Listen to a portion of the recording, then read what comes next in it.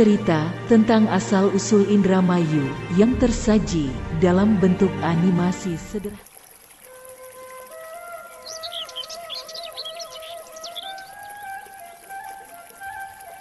Dikisahkan, menurut Babat Dermayu, penghuni pertama daerah Indramayu adalah Raden Arya Wiralodra yang berasal dari Bagelen, Jawa Tengah, putra Tumenggung Gagak Singalodra yang gemar melatih diri olah kanuragan, tirakat dan bertapa. Suatu saat, Raden Wiralodra, Tapabrata dan Semedi, di perbukitan Melaya, di kaki Gunung Sumbing.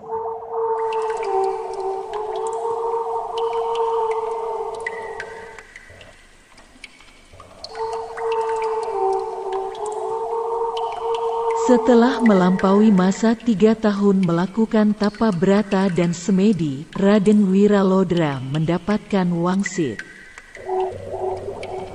Hai Wiralodra, apabila engkau ingin berbahagia berketurunan di kemudian hari, carilah lembah Sungai Cimanu. Manakala telah tiba di sana, berhentilah dan terbanglah melukar secukupnya untuk mendirikan pedukuhan dan menetaplah di sana. Kelak tempat itu akan menjadi subur makmur serta 7 turunanmu akan memerintah di sana. Setelah mendapatkan wangsit untuk mencari lembah Sungai Cimanu, Raden Arya Wiralodra meminta izin kepada ayahandanya untuk pergi menjalankan tugasnya.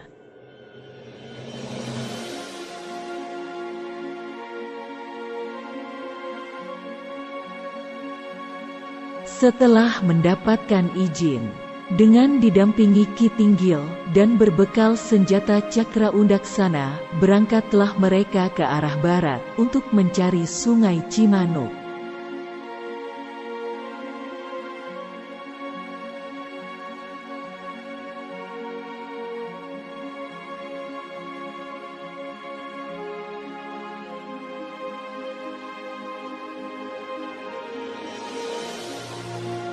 Suatu senja, sampailah mereka di sebuah sungai. Wiralodra mengira sungai itu adalah Cimanu, maka bermalamlah di situ.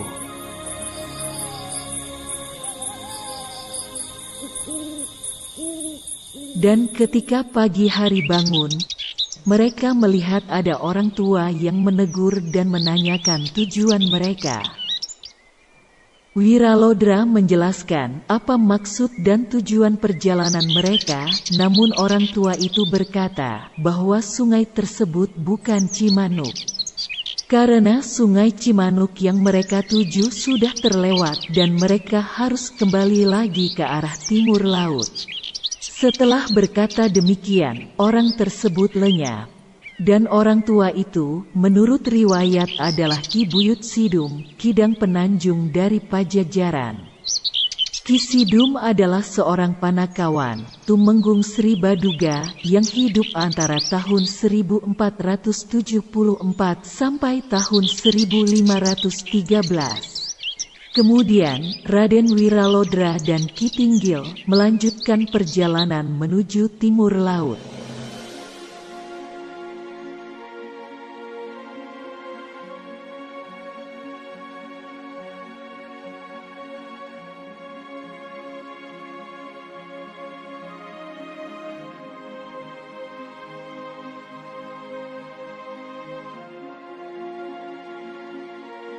Dan setelah berhari-hari berjalan, mereka melihat sungai besar. Wiralodra berharap sungai tersebut adalah Cimanuk.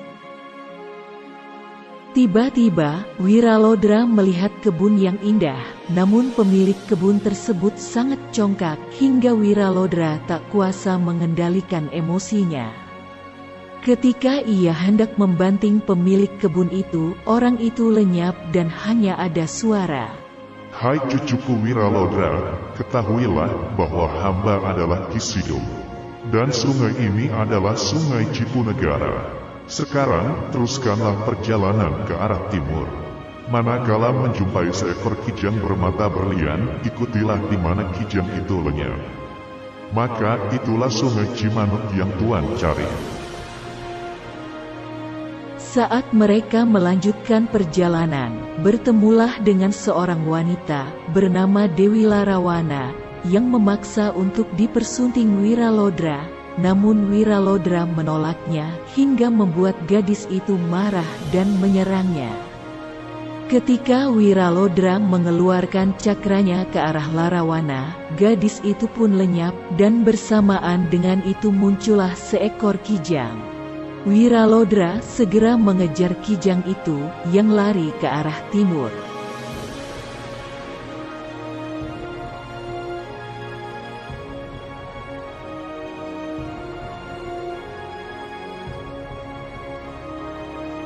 Ketika kijang itu lenyap, tampaklah sebuah sungai besar. Karena kelelahan, Wiralodra tertidur dan bermimpi bertemu Kisidum. Dalam mimpinya itu, Kisidum berkata bahwa inilah hutan Cimanuk yang kelak akan menjadi tempat bermukim.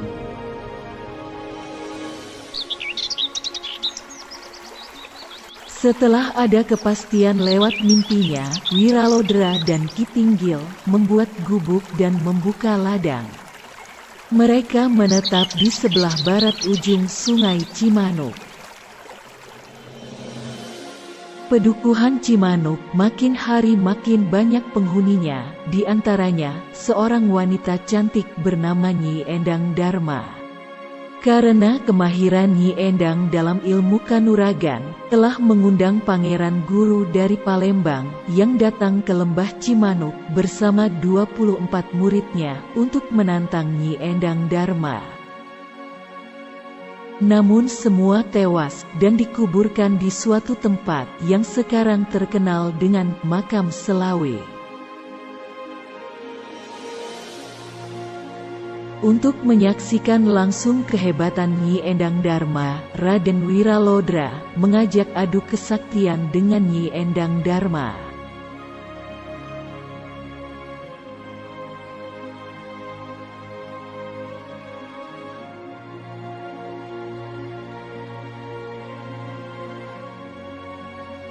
Namun, Nyi Endang Dharma kewalahan menghadapi serangan Wiralodra. Maka, dia meloncat terjun ke dalam sungai Cimanuk dan mengakui kekalahannya. Wiralodra mengajak pulang Nyi Endang Dharma untuk bersama-sama melanjutkan pembangunan pedukuhan. Namun Nyi Endang Dharma tidak mau, dan hanya berpesan, jika kelak Tuan hendak memberi nama pedukuhan ini, maka namakanlah dengan nama hamba. Kiranya, permohonan hamba ini tidak berlebihan, karena hamba ikut andil dalam usaha membangun daerah ini. Untuk mengenang jasa orang yang telah ikut membangun pedukuhannya, maka pedukuhan itu dinamakan Dharma Ayu, yang di kemudian hari menjadi Indramayu.